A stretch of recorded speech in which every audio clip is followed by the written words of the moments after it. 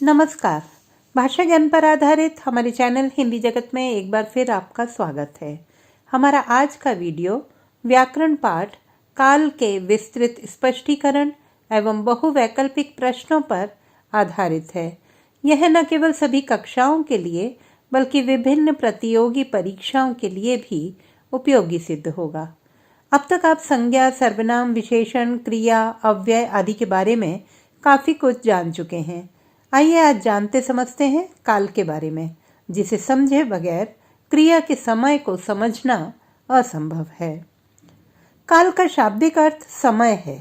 आमतौर पर हम काल और समय को एक दूसरे का पर्यायवाची मान लेते हैं, परंतु दोनों के अर्थ में भिन्नता है।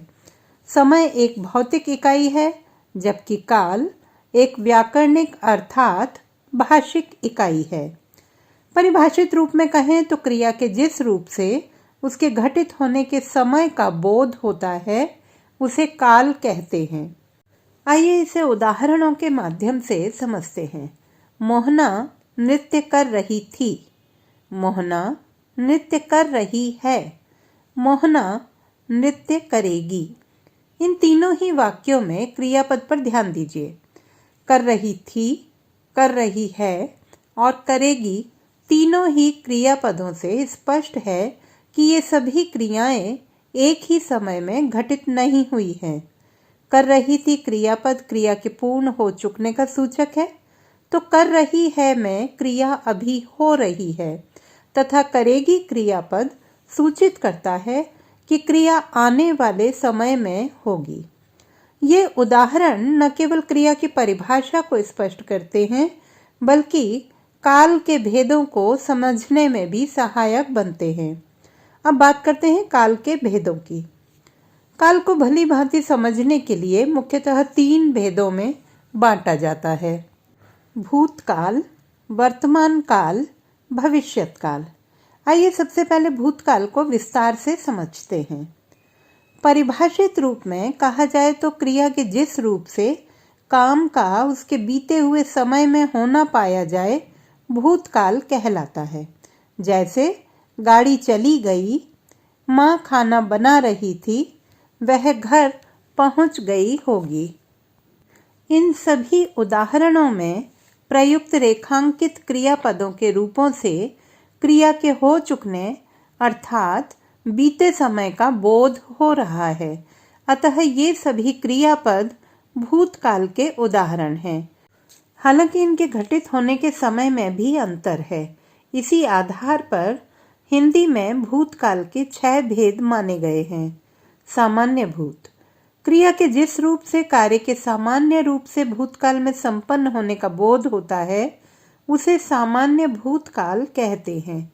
जैसे बच्चों ने गीत गाया, मीता माँ से मिलने आई आदि। आसन्न भूत, आसन्न का अर्थ है निकट। क्रिया के जिस रूप से उसके अभी अभी समाप्त होने का बोध हो उसे आसन्न भूतकाल कहते हैं। जैसे हमने पाठ पढ़ लिया है, पिताजी बाजार गए हैं आदि। अपूर्ण भूत, क्रिया के जिस रूप से यह ज्ञात हो कि कार्य भूतकाल में प्रारंभ होकर अभी भी जारी है, अपूर्ण भूतकाल कहलाता है। जैसे वह पापड़ बना रही थी, अध्यापक जी पढ़ा रहे थे आदि। पूर्ण भूत, क्रिया के जिस रूप से उसके बहुत पहले ही पूर्ण हो चुकने का बोध हो पूर्ण भूतकाल कहलाता है। जैसे वर्षा हो चुकी थी, पेड़ आंधी से टूट गया था।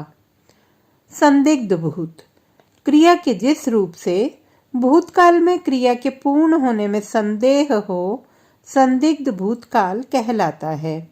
जैसे वह घर पहुंच चुकी होगी, मुख्य अतिथि कार्यक्रम में पहुंच गए होंगे आदि। हेतु हेतु मद्भूत, जिस क्रिया से यह बोध हो कि कार्य भूतकाल में हो सकता था परंतु किसी कारणवश न हो सका, वहाँ हेतु हेतु मद्भूत होता है। जैसे यदि वर्षा अच्छी होती तो फसल अच्छी होती, यदि अभ्यास करते तो अवश्य सफल होते आदि। अब बात करते हैं वर्तमान काल की।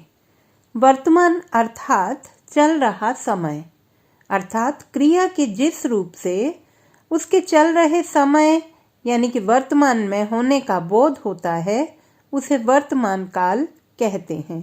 जैसे भंवरे फूलों पर मंडराते हैं, मीनल पत्र लिख रही है आदि।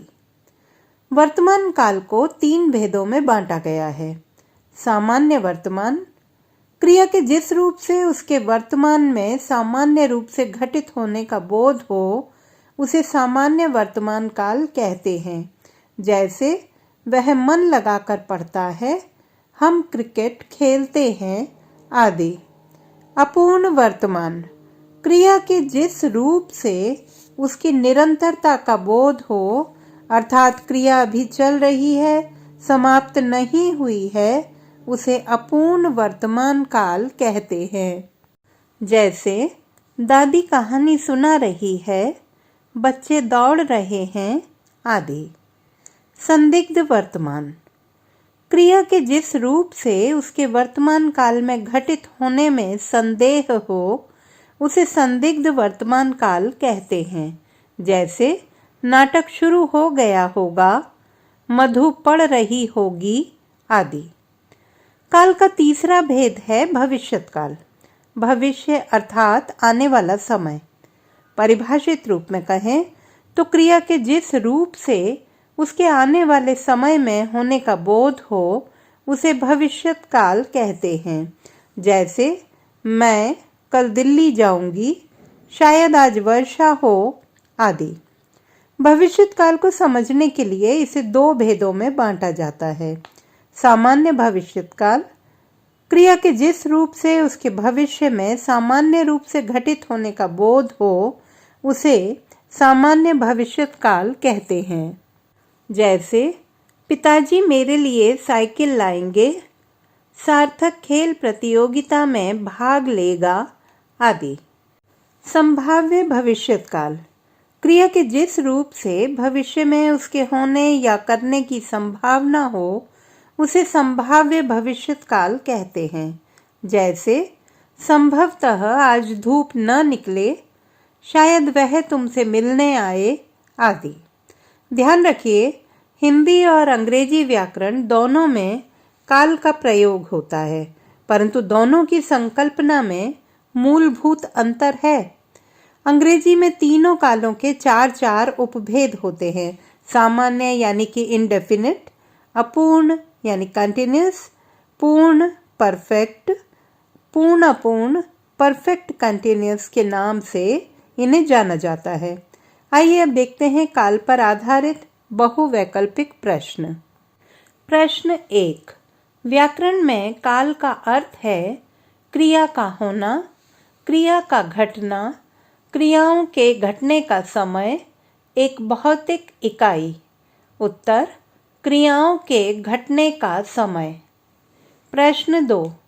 क्रिया के काल को किस आधार पर बांटा गया है?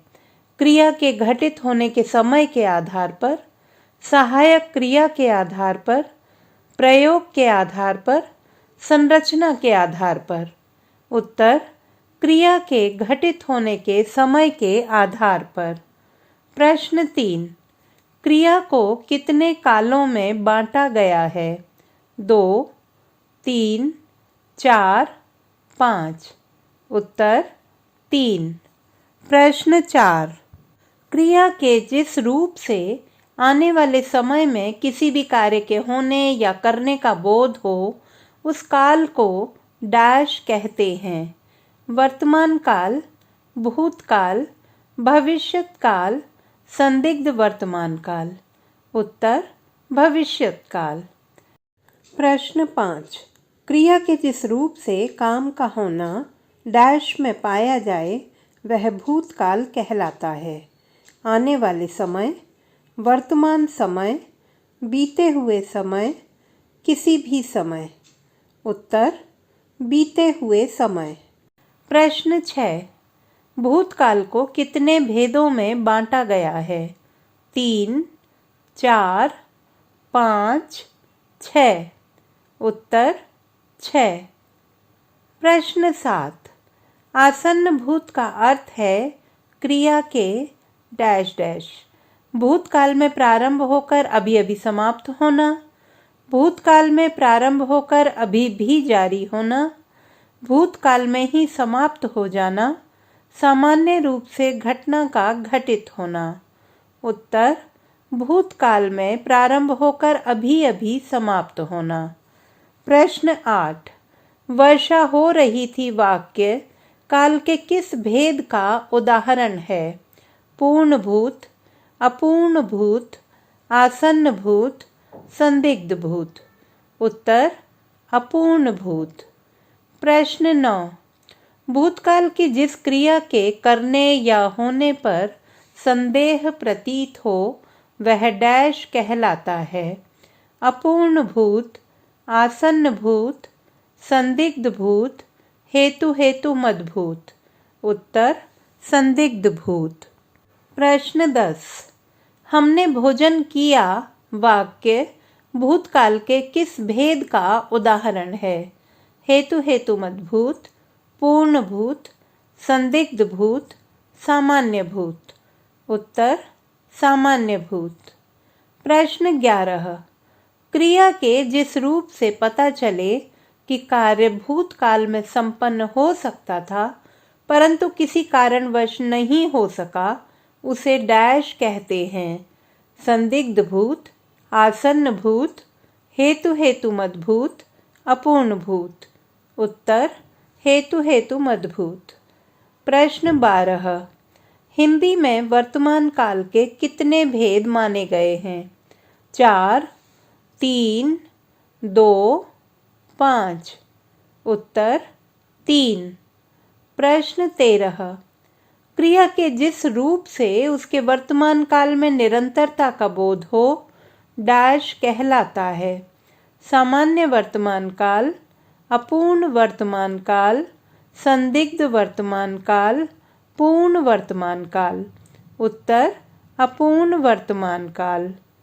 प्रश्न 14। वह आती होगी वाक्य वर्तमान काल के किस भेद का उदाहरण है? संदिग्ध वर्तमान काल, सामान्य वर्तमान काल, पूर्ण वर्तमान काल, अपूर्ण वर्तमान काल।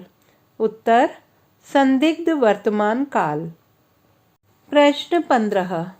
हिंदी में भविष्यत काल के कितने भेद माने गए हैं? 4, 5, 3, 2। उत्तर 2। आशा करती हूँ कि हमारा यह वीडियो काल को पूरी तरह समझने समझाने में सफल सिद्ध होगा और आप इसका पूरा लाभ उठा सकेंगे। भाषा संबंधी किसी भी समस्या के समाधान हेतु बने रहिए हिंदी जगत सुनीता भटनागर के साथ। आपका दिन शुभ हो।